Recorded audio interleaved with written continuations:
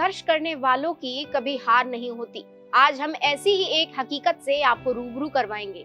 पुनीता, वो नाम जिसने बचपन से लेकर अपनी जवानी तक संघर्षों की एक लंबी फहरिस्त देखी।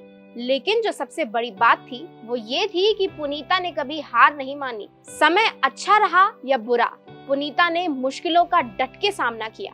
हमारे सामने ऐसी कहानी आती है जिनसे हमें प्रेरणा लेने की जरूरत होती है, जो हमें जीवन में बहुत कुछ सिखाती है। पुनीता की कहानी भी हमें ये सिखाती है। नमस्कार, मैं प्राची, आप देख रहे हैं #भारत न्यूज।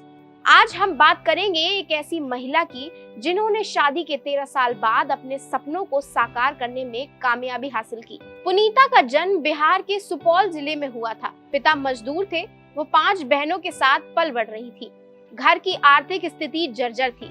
पुनीता पढ़ाई में अच्छी थी, इस कारण जवाहर नवोदय विद्यालय में उनका एडमिशन हो गया। खेलने कूदने में भी वो अव्वल रहती थी।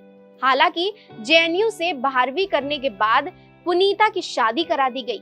उनके लिए ये किसी झटके से कम नहीं था, इसने उनके सपनों के पंख काट दिए थे। ससुराल में भी स्थिति मायके जैसी ही थी। पुनीता घर गृहस्थी में घिरती चली गई। आगे मुश्किलों का पहाड़ उनका इंतजार कर रहा था।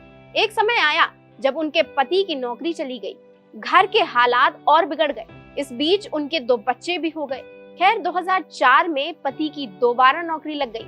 हालांकि घर को अच्छी तरह चलाने के लिए ये काफी नहीं था।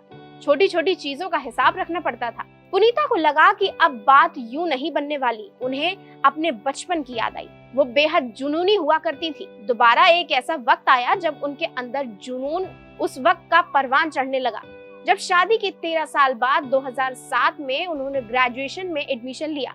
सिर्फ इतना ही नहीं, वो साथ ही स्कूल में पढ़ाने भी लगी। उन्हें अपने 2 बच्चों की भी चिंता थी।